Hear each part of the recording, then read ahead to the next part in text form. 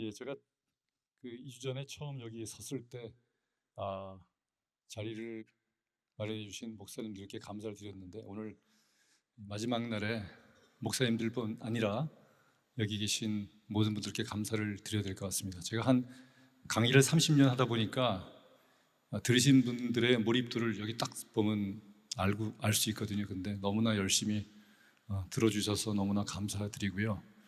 제가 처음부터 이 말씀을 드리는 거는 오늘도 잘 들어주셨으면 좋겠다는 부탁의 말씀입니다. 제가 이게 열린 예배라 해서 나름대로 좀 재밌게 하려고 음악도 준비하고 또 많은 그림을 보여드렸는데, 오늘은 좀 그런 것이 없습니다. 성경 말씀을 많이 읽으실 텐데 여러분께서 잘 들어주셨으면 좋겠습니다. 오늘의 제목은 기독교와 세상이란 제목입니다. 여러분이 마태복음 17장을 보시면 그 변화산에서 예수님께서 제자 3명을 데리고 올라가셨는데, 그때 예수님의 얼굴과 옷이 광채가 나는 변화를 겪죠. 그리고 엘리야와 모세가 나타나고 예수님께서 그들과 얘기하시는 놀라운 경험을 합니다. 그때 베드로가, 역시 우리 베드로가 성격이 급하시니까 여기가 너무 좋으니까 초막 셋을 짓고 여기 살자 이렇게 얘기하죠. 너무 좋다고. 그럴 때 하늘로부터 음성이 들립니다. 내 사랑하는 아들이다, 너희는 이의 말을 들어라 이렇게 얘기하고, 그리고 호련히 모세와 엘리가 사라지고 다시 제자들과 예수님만 거기 남게 됩니다. 그리고 그들은 다시 세상으로 들어가서 복음을 전하는 일에 힘을 쓰죠. 그 자리에 하나님의 영광이 임해서 예수님의 얼굴과 옷에 광채가 난 것처럼 저희가 하나님을 만나는 경험을 하면 여러 가지 저희가 마음속에 경험을 하게 되고 큰 감동이 저희한테 밀려오는 걸 저희가 알 수가 있습니다. 아마 여러분들께서도 아마 하나님을 만나신 경험을 하실 때 그런 마음의 변화라든지 큰 감동이 아마 있었을 거라고 생각이 됩니다. 저 자신도 모태신앙으로서 아기 때부터 교회를 다녔지만, 제가 인격적으로 하나님을 만난 거는 그 학생 때였습니다. 나름대로 여러 가지 생각이 많았을 때인데, 하나님의 주권에 대해서 많이 깊이 생각할 그런 때였습니다. 하나님이 모든 것을 다스리시는 하나님의 주권을 깊이 생각했는데, 우리 인간의 책임으로는 감당할 수 없는, 대단히 저희 눈에 보기에는 불평등한 여러 가지 일들이 벌어지고 그런 것에 대해서 많은 고민들이 있었던 시기였는데, 하나님께서 마태복음 20장을 통해서 그 일꾼들이 일을 하는데 오래 일한 일꾼 또 조금 일한 일꾼에게 주인이 똑같은 돈을 주시잖아요. 그건 굉장히 불공평한 일인데, 그런 하나님의 주권 밑에는 사람을 사랑하시는 하나님의 마음이 있었다는 것을 그때 알고 제가 하나님을 제 인격적으로 받아들이게 된 그런 경험이 있었습니다. 근데 그때 저의 마음속에는 지금까지 느끼지 못했던 큰 행복과 만족감이 차올랐었습니다. 전혀 경험하지 못했던 평안함과, 그리고 모든 세상이 아름답게 보이고 여기가 정말 천국이다라고 느낄 정도의 경험하지 못했던 마음에 큰 감동이 있었고요. 모든 세상이 아름답게 보였고, 나뭇잎 하나하나가 하나님의 저를 향한 사랑의 손길로 보여졌던 그런 경험이 있었습니다. 굉장히 신비로운 경험이었고, 그런데 그런 경험이, 그런 마음의 상태가 일주일을 못 가더라고요. 그래서 제가 기도했어요. 그런 마음을 다시 달라고. 너무나 그것이 행복했기 때문에. 그런데 하나님께서 그런 마음을 안 주셨어요. 제가 그 다음에는 그 기도를 포기했습니다. 왜냐하면 그런 은혜는 하나님께서 전적으로 주신 은혜고, 내가 억지로 구한다고 해서 오는 게 아니거든요. 근데 그 이후로 사실 하나님께서 두세 번 그런 경험을 지금까지 살면서, 제가 학생 때 그 경험을 하고 지금 머리가 허해질 때까지 두세 번 정도 하나님께서 제가 필요할 때마다 정말 예기치 않은 은혜를 주셨습니다. 그런데 그것이 평생 가지는 않죠. 그런 경험을 통해서 우리는 하나님의 나라에 대한 어떤 맛을 느끼는 것이 아닌가, 그런 경험을 하나님께서 주시는 것 같습니다. 왜 우리는 평생 동안 그런 경험 속에서 100% 충만한 가운데 평안을 누리지 못할까요? 그것은 우리가 죄로 관영된 죄의 결과로 타락한 이 세상에서 여전히 살아야 되기 때문에 그렇습니다. 우리는 그나마 천국과 가깝다고 생각하는 교회에 많이 머무르고 싶어 하죠. 그것이 연어의 회귀 본능과 같은 것입니다. 하나님의 복음이 충만하고 하나님을 믿는 사람들이 모여있는 이곳, 정말 천국과 같은 곳이라서 우리는 여기를 사랑하죠. 그러나 여전히 세상은, 그 타락한 세상은 우리를 기다리고 있습니다. 그래서 우리가 오늘 생각하는 주제가 기독교와 세상입니다. 하나님은 우리가 세상 살 때 그냥 내버려 두지 않으시고 예수님을 통해서 우리에게 기도를 가르쳐 주셨습니다. 그것은 우리가 잘 아는 주기도문이라는 것이죠. 하늘에 계신 우리 아버지요 라고 시작하는 기도입니다. 거기에 이렇게 되어 있습니다. 주의 나라가 임하게 하시고 주의 뜻이 하늘에서와 같이 땅에서도 이루어지게 하소서. 하나님의 온전한 뜻이 이루어진 나라가 하나님의 나라인데, 그 하나님의 나라가 아직은 여기서 100% 이루어지지 않았다는 뜻이거든요. 창조주 하나님께서 직접 인간의 몸을 입고 오셔서 천국을 선포하셨지만, 그러나 인간의 죄로 인해서 타락된 세상은 여전히 죄의 모습들을 나타내고 있는 것입니다. 비슷한 맥락의 구절이 고린도서 13장에 있죠. 지금은 희미하게 보이나 그때는 주를 얼굴을 대고 본다. 그것을 소망하는 그런 구절입니다. 지금은 아무리 내가 하나님을 온전한 상태에서 보고 싶어도 우리 죄된 육신의 몸과 죄악된 세상이 있기 때문에 그것이 100% 이루어지지 않지만, 그러나 내가 소망하는 것은 그 완전하신, 그리고 내가 사랑하는 하나님을 나중에 온전하게 하나님께서 나를 아시듯이 나도 주를 만난다라는 그런 고백을 하는 것이죠. 그러므로 우리 성도들은 하나님의 나라를 막 보았지만, 그러나 여전히 하나님의 나라를 소망하는 자들입니다. 로마서 8장에 보면은 이러한 세상의 모습을 표현하고 있어요. 제가 오늘 성경 구절 많이 보여드린다고 그랬죠? 여러분 함께 한 목소리를 한번 읽어보겠습니다. 시작.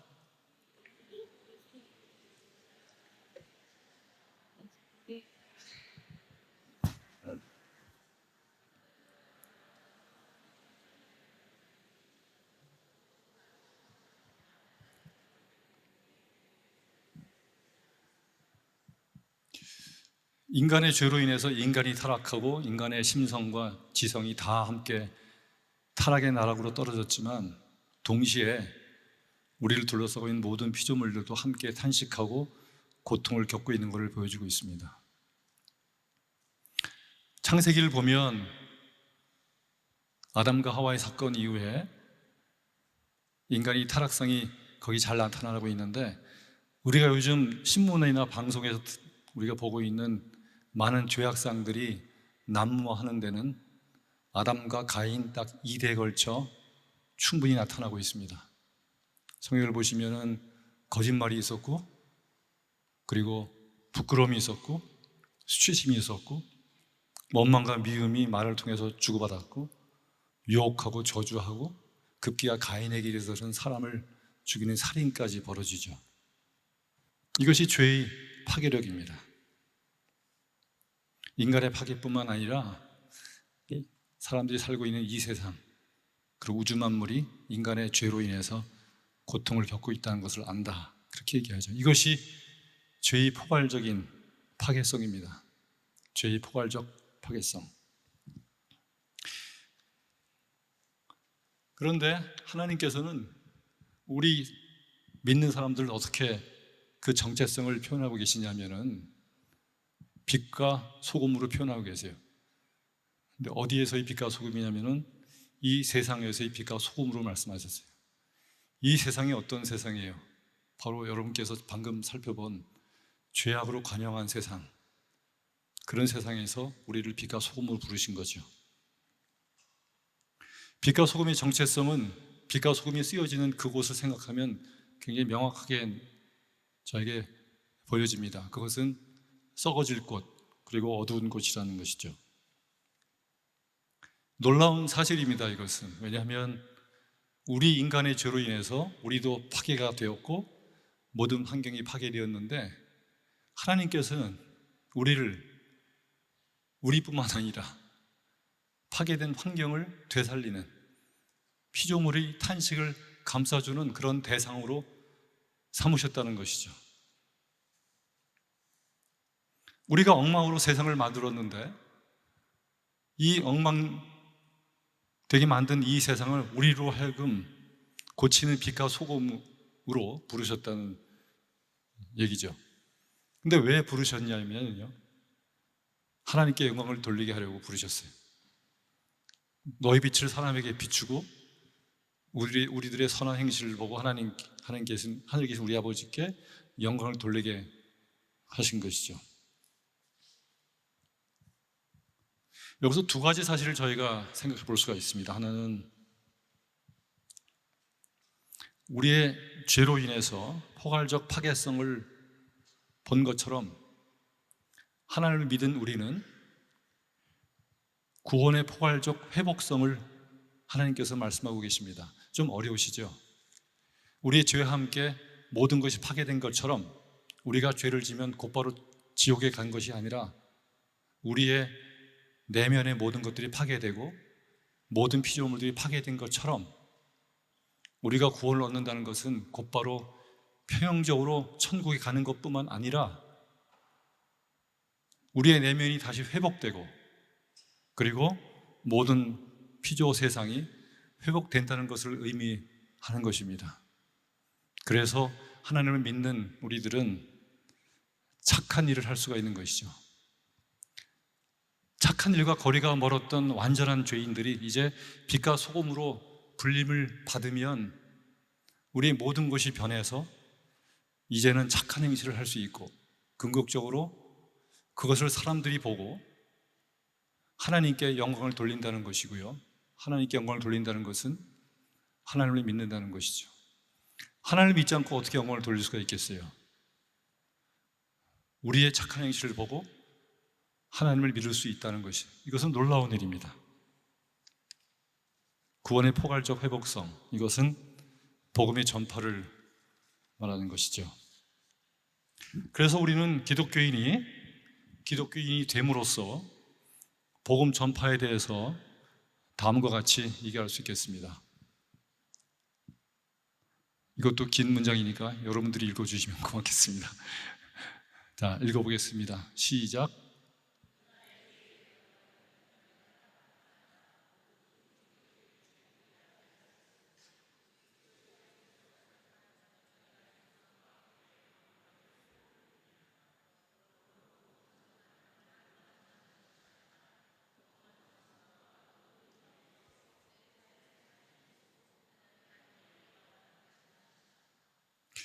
네, 앞서 본 성경 구절과 또 이 몇 가지 내용을 통해서 우리는 우리의 정체성은 빛과 소금으로서의 정체성을 갖지만, 그 이유는 복음 전도, 그 복음 전도는 우리의 내면이 변하고 회복된 삶으로서의 착한 행실이 있다는 걸 저희가 알게 됐죠. 그러면 이 시점에서 우리가 세상에서 살아야 되는 빛과 소금이면서 우리의 삶을 통해서 복음 전파가 이루어지면 세상에 산 우리로서 몇 가지 아젠다를 생각해 볼 수 있을 것 같습니다. 네 가지로 정리할 수가 있겠습니다. 세상 속에 거룩한 소금과 빛으로 살아가기. 첫째는 하나님이 세상을 바라보는 마음을 우리가 생각하는 것입니다. 그것은 전적인 사랑하는 마음이었죠. 두 번째는 우리 죄로 인해서 타락된 모든 세상에서 벌어지고 있는 사상의 왜곡, 원래는 하나님께서 만들어 주신 여러 가지 사상적 견고함이 인간의 죄로 인해서 훼손되고 파괴되었다는 그 사상을 다시 재해석할 필요가 있다는 것입니다. 그 다음에 하나님께서 원래 우리에게 주신 수많은 은총들, 이 은총들이 세속화되었지만 그것을 다시 회복시켜서 우리가 누릴 권리와 책임이 있다는 것이죠. 그리고 마지막으로는 기독교의 세상과의 싸움인데, 이 네 가지에 대해서 하나하나씩 제가 한번 살펴보도록 하겠습니다. 하나님께서 세상을 바라보신 눈은 사랑이죠. 근데 저희가 오해하는 것이, 하나님의 사랑하는 눈은 교회 안에 있고 세상은 버려진 세상이기 때문에 하나님께서 바라보지 않는 것으로 생각하는 경우가 많습니다. 그런데 그렇지 않습니다. 하나님께서 마태복음 18장 13절을 통해서 우리에게 분명히 알려주시는 것은 나의 마음은 여전히 세상에 있단다, 이 말씀이에요. 너희들은 99마리의 양이지만 나머지 한 마리가 세상에 있기 때문에 나는 그 양을 포기할 수 없다. 이것이 하나님의 마음이죠. 내가 진실로 너에게 말한다, 만약 그 양을 찾게 되면 그런 길 잃지 않은 99마리 양보다 오히려 그 한 마리 양 때문에 더 기뻐할 것이다. 이런 말씀을 하나님께서 하고 계시단 말이죠. 하나님의 시각은 여전히 세상을 향한 애타는 마음과 눈이라는 걸 저희가 알 수 있습니다. 우리는 가끔 세상과 교회를 자꾸 이원화하려는 경향이 있습니다. 여기는 거룩한 사람들이 모이는 곳, 세상은 타락한 사람들이 모이는 곳. 그러나 따지고 보면 우리 안에 타락한 모습이 없습니까? 저희도 똑같은 죄인이지만 단지 그리스도의 은혜로 옷을 입었다는 차이만 있을 뿐이고, 저희 안에는 여전히 죄악의 모습들이 주인 노릇하고 있죠. 그래서 그것이 은혜입니다. 하나님이 사랑과 우리가 생각하는 사랑의 기준이 너무나 다르다는 걸 알 수가 있어요. 그것이 바로 오늘 여러분께서 읽으신 본문입니다. 요약하면 이런 것이에요.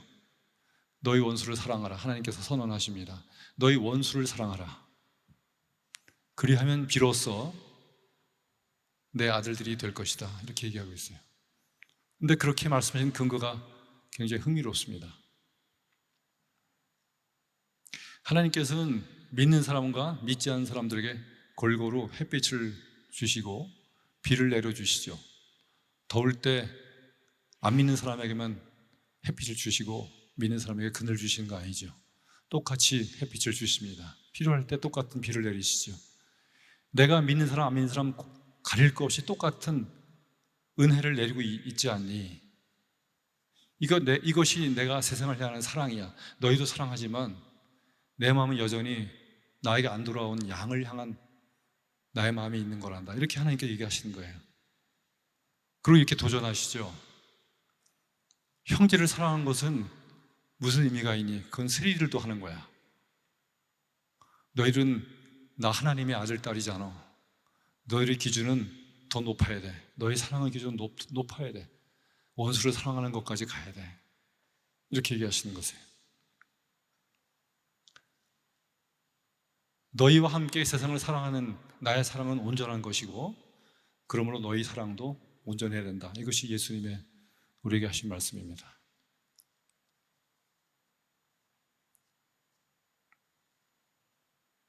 하나님은 창조주로서의 권위와 권능을 갖고 우리에게 그 권능을 막 보여주면서 억지로 믿어 위협하시지도 않고, 오히려 조용한 우주의 자연 법칙 속에서 그의 섭리를 조용히 나타내 주시고 우리를 인격적으로 대해 주시죠.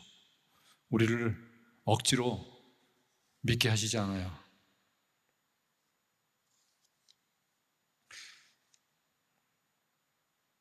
그 사랑의 하나님께서 우리에게 요구하시는 사랑은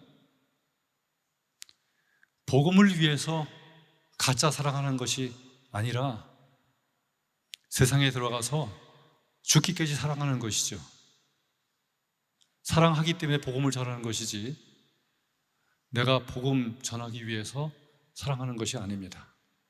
교회에 잠깐 데리고 나오기 위해서 사랑하는 체 하는 것이 아니라 죽기까지 사랑하는 것을 하나님께서 우리에게 요구하고 계신 것이죠. 이것이 하나님께서 원하시는 사랑의 스탠다드입니다.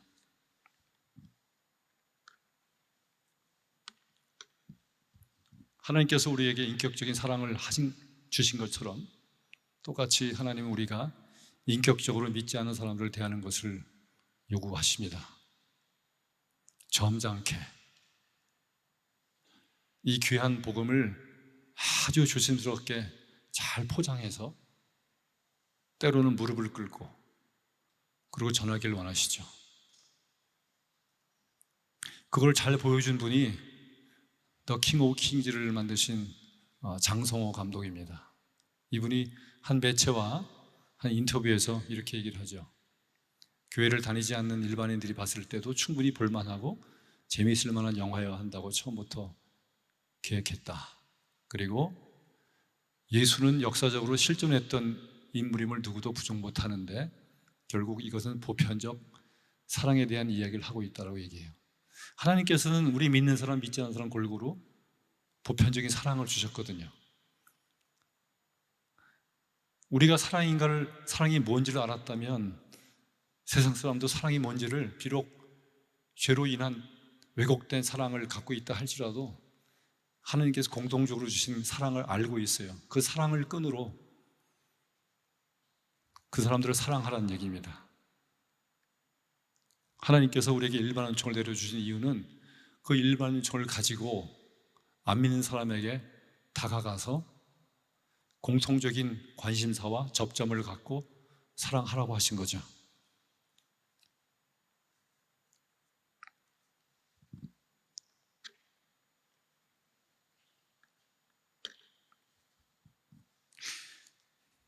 두 번째는 우리의 죄로 인해서 왜곡된 가치관들을 성경으로 재해석하는 책임이 저에게 있다고 생각합니다. 여러분 이제 이런 용어에 좀 익숙하시겠죠. 이제 인본주의적 세계관 그리고 다원주의 이런 것들에 이제 좀 익숙하실 텐데요. 다원주의와 인본주의에서는 이러한 용어를 참 좋아합니다. 다양성이라든지 형평성, 또 포용성 이런 말들을 내세우면서 왜 기독교는 유일신을 믿어야 되니 너희는 포용성이 부족해 라고 거꾸로 기독교를 공격하죠. 그러나 우리가 성경을 보면 이런 다양성과 형평성과 포용성은 하나님께서 만들어주신 용어입니다. 하나님께서 만드신 창조세계를 바라볼 때 얼마나 다양성 있는 피조물들을 만드셨는지 몰라요. 이 다양성이라는 말은 원래 성경에서 나온 얘기입니다. 형평성, 인종과 능력 이런 거에 차별 없이 하나님께서 구원을 베풀어 주시죠. 이것만큼 큰 형평성이 어디 있겠어요? 포용성, 어떠한 죄인이라도 하나님을 믿으면, 그리스도를 믿으면 받아주시는 포용성. 세상에는 죄로 인한 많은 왜곡된 가치관들이 난무하는 것입니다. 우리가 세상에서 통용되는 가치의 기준을 볼 때 대부분 그것은 희귀성에 근거합니다. 사람들이 많이 있지만 몇 사람이 특별히 운동에 재주가 있으면 그 희귀성 때문에 그 사람에게 많은 가치를 부여하고 그 사람에게 많은 돈을 주죠. 기독교의 가치는 어디에 근거하냐? 그것은 하나님께 영광을 돌리는 것에 기초합니다. 우리가 누가복음을 보면은 하나님께서 들풀의 가치에 대해서 얘기하시죠. 들의 피는 조그만 꽃이 영화를 누렸던 솔로몬의 어떤 옷보다 귀하다라고 얘기하시는 예수님의 말씀에서 우리가 볼 수 있는 것은 하늘의 가치 기준은 우리가 알고 있는 희귀성이 아니고 하나님의 영광을 드러내느냐 아니냐에 따라 달라지는 것입니다. 들풀이 왜 솔로몬 시대의 모든 옷보다 귀하다고 말씀하실까요? 그것은 들꽃은 철저히 하나님의 영광을 위해서 정확한 시기에 꽃을 피우고 정확한 시기에 꽃을 지우죠. 그래서 들풀의 가치가 솔로몬의 시대의 어느 옷보다도 가치가 높다고 하신 겁니다. 세상에 통용되는 가치의 기준이 아니라 하나님께서 말씀하시는 가치의 기준으로 우리가 세상을 바라보면 세상이 많이 변할 거예요. 우리가 우리의 아들, 딸을 바라보는 눈이 달라질 겁니다. 옆에 있는 우리의 형제, 자매를 보는 눈이 달라질 거예요. 우리가 갖고 있는 비천한 직업이라 할지라도 그 직업을 통해서 하나님께서 영광 받으신다면 그 직업은 가치 있는 것이죠.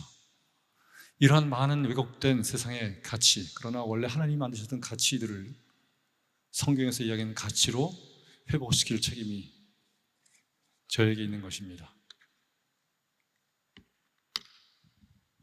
오늘 좀 어려우시죠? 괜찮아요. 감사합니다.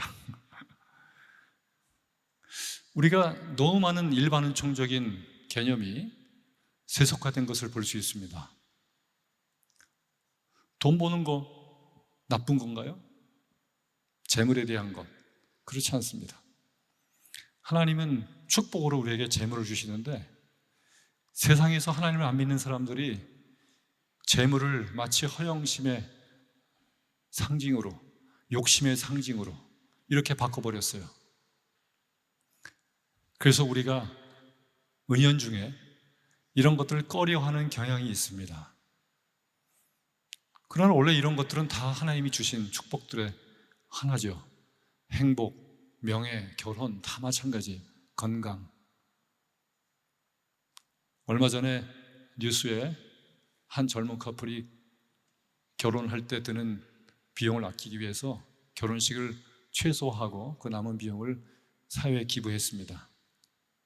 여러분 어떻게 생각하세요? 굉장히 귀한 마음이죠. 그러나 한편으로는 결혼의 가치가 이 세상에서, 이 시대에서 점점 줄어들고 있는 것을 볼 수 있어요.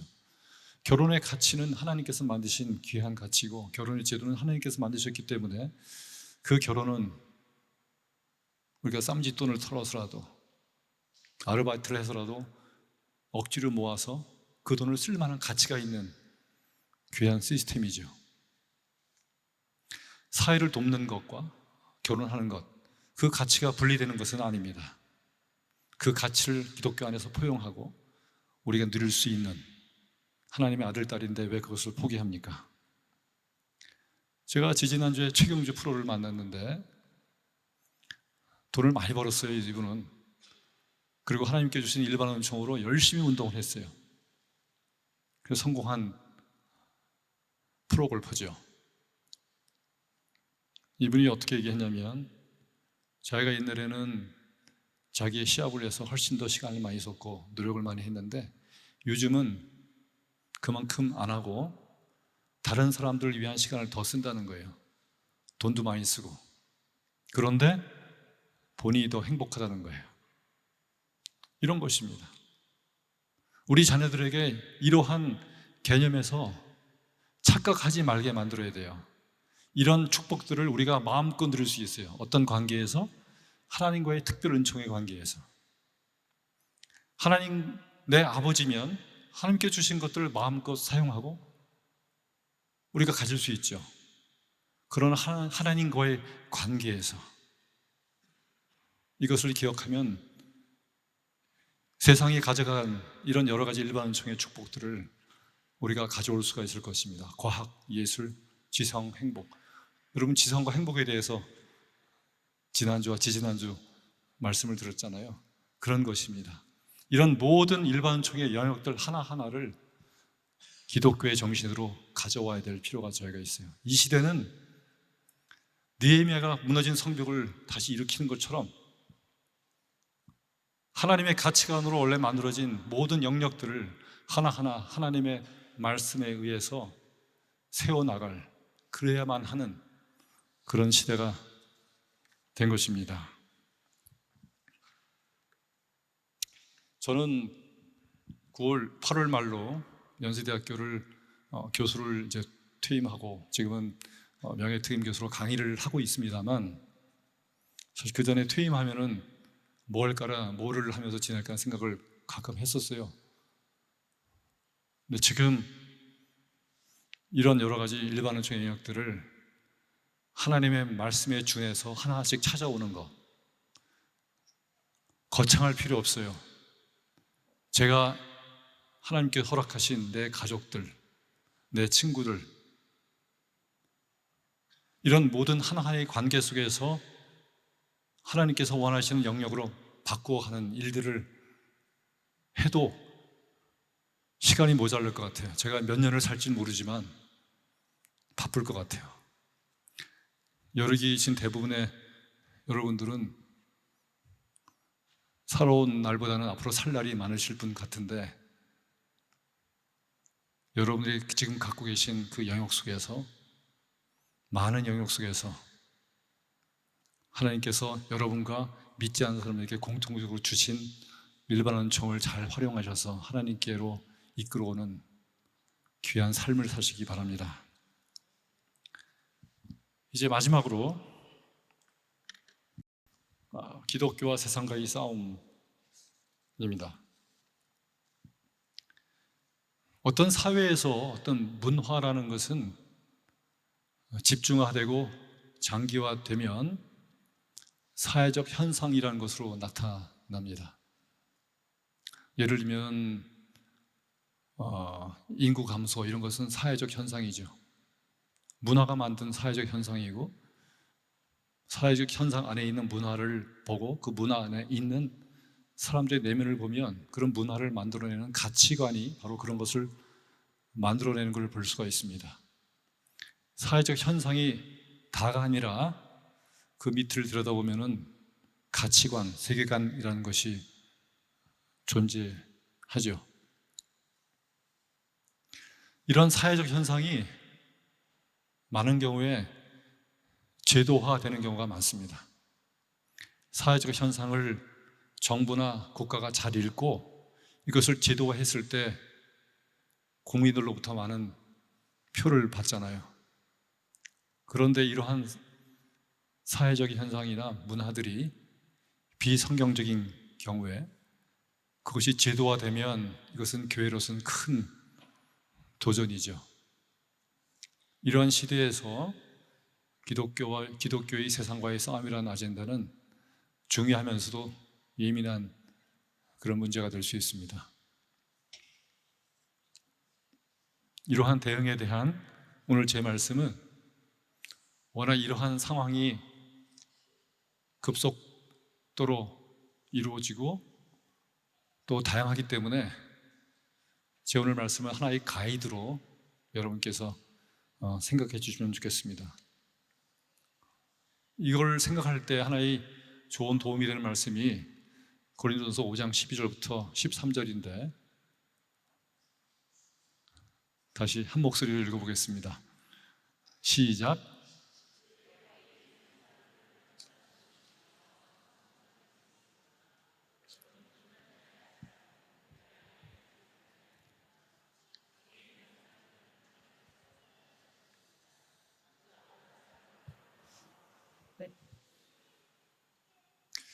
네. 이 전에 어떤 말이 나오면, 사도 바울이 고린도 교회에 편지할 때 너희 안에 음행하는 자와 어울리지 말라라는 얘기를 먼저 해요. 그리고 그 다음에 얘기하는 것이, 너희 교회 안에 있는 음행하는 자와 어울리지 말지만 그러나 이 말은 너희가 세상에서 음행하는 자들, 약탈을 부리는 사람들, 우상 숭배하는 사람들과 도무지 어울리지 말라는 뜻은 아니야. 만약에 그렇다면 너희들은 이 세상 밖으로 나가야 돼. 이런 얘기가 그 전에 있어요. 사도 바울은 이 세상에서 벌어지고 있는 악한 일들에 대해서 잘 알고 있어요. 그런데 사도 바울이 견지하는 입장은, 내가 그 사람들을 판단하는 것이 나하고 무슨 상관이 있니? 내가 관심이 있고 판단하고 경계하는 것은 바로 너희들이야 라는 얘기거든요. 어떻게 보면 세상 속에서 일어나고 있는 많은 부조리들, 심지어 반기독교적인 사상이나 이런 것들은 당연한 것입니다. 하나님을 안 믿는 사람들이기 때문에. 거기에 대해서 사도 바울이 이렇게 얘기하는 것이죠. 그 사람들을 내가 판단하는 것은 내 일이 아니고 내가 관심 있는 것은 너희들이야. 너희들의 순결, 거룩, 이런 거라. 이렇게 얘기하고 있는 거예요.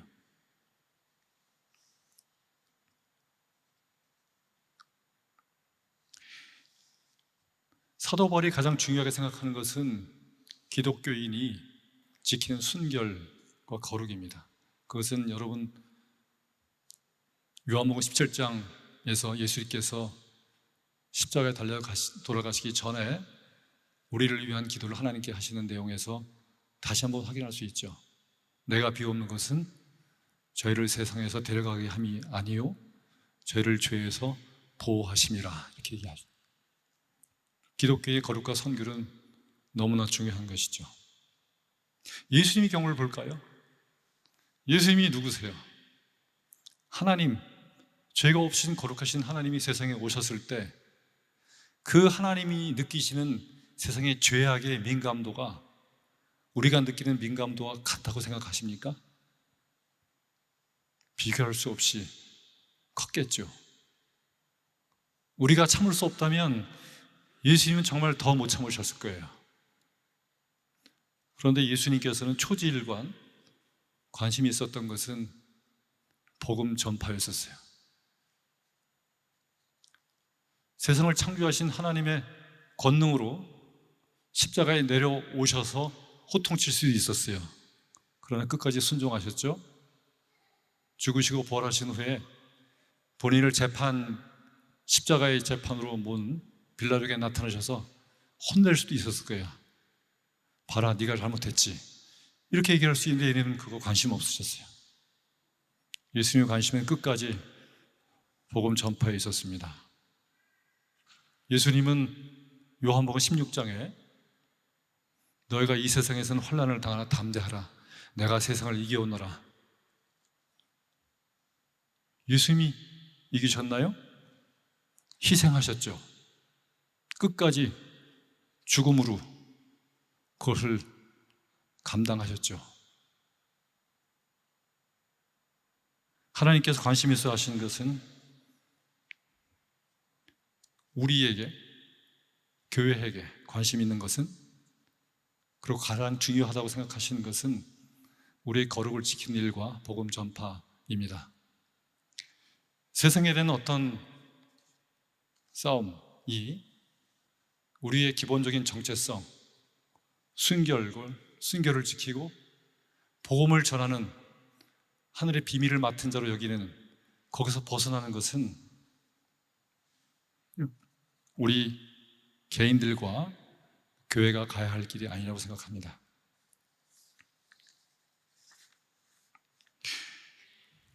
이제 시간이 되어서 오늘 기독교와 세상이라는 주제에 대해서 제가 결론을 내릴 때가 된 것 같습니다. 기독교에 있어서 세상이란 것은 그리스도가 기쁨으로 죄악의 세상에 오셔서 우리를 구원하신 것 같이 우리가 목숨을 걸고 사랑할 대상인 것이죠. 세상이란 것은 천국을 경험하고 또한 천국을 만들어가는 장소로서 인간의 죄로 훼손된 성경적 가치관을 그리스도의 겸손과 희생으로 세워나갈 영역입니다. 우리를 세상에 두신 하나님의 뜻에 따라 우리가 거룩을 지키고 또 그렇게 하실 하나님의 은혜가 저와 여러분 또 우리 온누리 교회에 충만하기를 축복합니다. 제가 잠깐 기도드리겠습니다.